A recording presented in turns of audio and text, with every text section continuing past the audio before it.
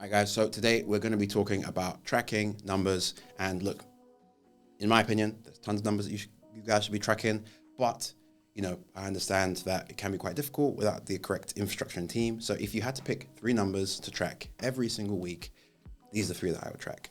I would know exactly how many sets per hour each of your reps are producing. You also need to be able to understand how many demos per hour every single one of your reps are producing. And it's very important that you understand what your contact rate is by channel. These are going to be the 3 levers that are going to tell you, whether your marketing dollars and whether your kind of sales people are turning, the leads you're giving them into real revenue and pipeline, right? And we're going to talk about these 3 statistics and why they're so important in today's video. So in regards to sets per hour, that's going to be understanding how many appointments are being set per hour that a rep is working. Right now, obviously, there's going to be some context around what this number should be. Generally speaking, with kind of fresh inbound leads, we should be looking for around 1 set per hour, right? But it's also going to depend on how many leads that you have coming in, what lead sources you're using. But across the week, ideally, if let's say they're working 40 hours a week, right? Ideally, we want to see around 40 sets a week per kind of full-time rep.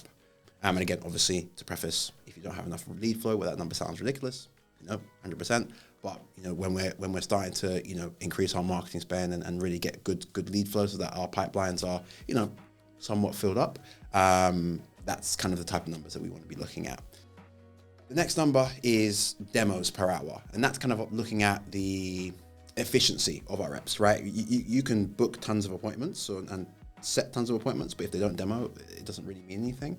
So we would look to have at least 1 demo for every kind of 2 to 3 hours of caller work, right? If you kind of push that to 1 in 4 hours, that's isn't terrible. You can operate effectively at that type of range, but for us, kind of a demo for every 2 to 3 hours worked is good. And the reason why it's important to track that number is because it's gonna reflect both kind of the effort that they're putting in, but also the judgment of kind of whether a lead is good or not, right? And for us, spoken about this before, let's make sure that we're tying incentives to this, right? Demos are the closest kind of controllable metric to revenue that we can actually reward in our call center. So let's bonus our reps based on how many appointments that they're able to get to demo, right? Then the third metric that is very important to be tracking is contact rate by channel, right? For example, if we're calling outbound age leads, we should probably expect around a 10% contact rate, right? In some cases, I have seen that we've been able to connect with maybe 1 in 5 age leads over the kind of course of an outbound cadence. But generally the baseline is around 10%, right? Whereas if we're running, let's say, fresh PPC leads, that's going to be a lot higher, right? Anywhere between 60, 70, 80% contact rate if we're getting kind of speed to lead and calling these leads quickly, right? So it's very important that we're tracking per channel what our contact rate is. And because on a lot of these channels, whether it's lead ag or age leads, the contact rate is going to be lower. SMS, even though I think it is a little bit over relied upon these days, it's definitely something that's not optional, right? Most texts are going to be read instantly, so we need to make sure that we're kind of layering our call outbound with SMSs, and also email can kind of give another layer of visibility, right? So for us, we use what we call, again, not everybody, but a lot of people do this. We call it the triple touch system: call, text, email. But again, just making sure that you're kind of ticking all 3 of those boxes, means that you're going to give yourself the best chance to be able to actually, connect with these leads, and making sure that we're tracking it by channel on a weekly basis is going to give you kind of more informed decisions about how your reps are performing, and also whether that what's called channel is kind of working for you guys as a marketing outlet. And the reason why this is important is because once you understand what these metrics are, you have a better idea for, whether your issue is, how many touches that you're getting with leads, whether you have a scripting problem, whether you're not incentivizing your call center in the correct way. So like, for example, let's say you guys had a super high kind of set rate, but you didn't have as many demos. So you had a ton of kind of like unqualified sets. Then, you either need to change the scripting or you need to reward better, right? And without tracking those metrics, you would have an issue in terms of revenue.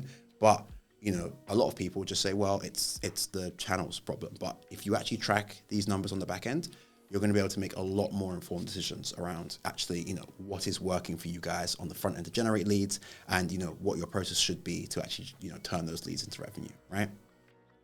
And when we go through that process of making sure that we have the correct guardrails in place so that we can make, good decisions, we want to make sure that we have compensation alignment. We should be incentivizing on demos because that's what's going to, make sure that our reps are incentivized to do exactly what we want.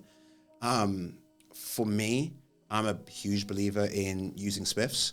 If we don't have, next day appointments in place, if we need an appointment within the next 72 hours, we don't want to be rewarding our reps on sets total, but we can use kind of one-time payments to be able to help us do that. And again, that means that we're going to have alignment, but we can fill our calendar the correct way.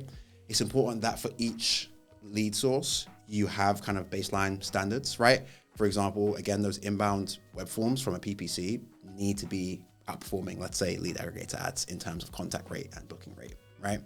And then the last thing that a lot of people don't do is we need to make sure that we live in reality.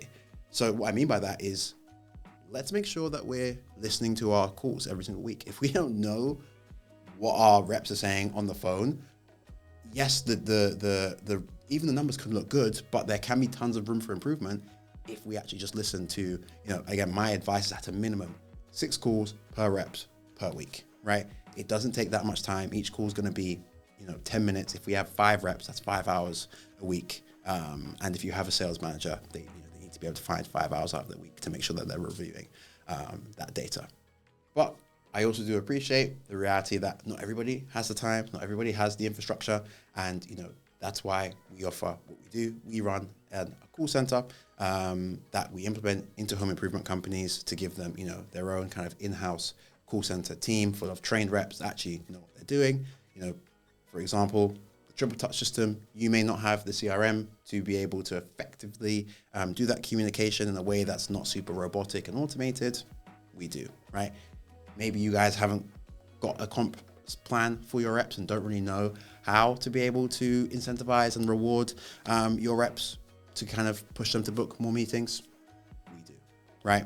So if you want to have, again, tons of these systems to be able to help, and maybe we don't come in and run your entire call center. Maybe we just help you guys after hours and weekends. Maybe we just do some reactivation campaigns for you. Maybe we do a combination of these things. If you are interested in any of that, make sure you shoot me a message and we kind of talk about how we can implement that at your company.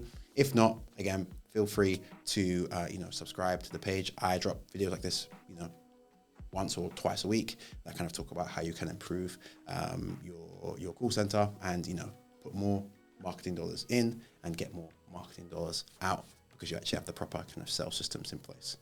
Thank you for listening, and we'll see you in the next one.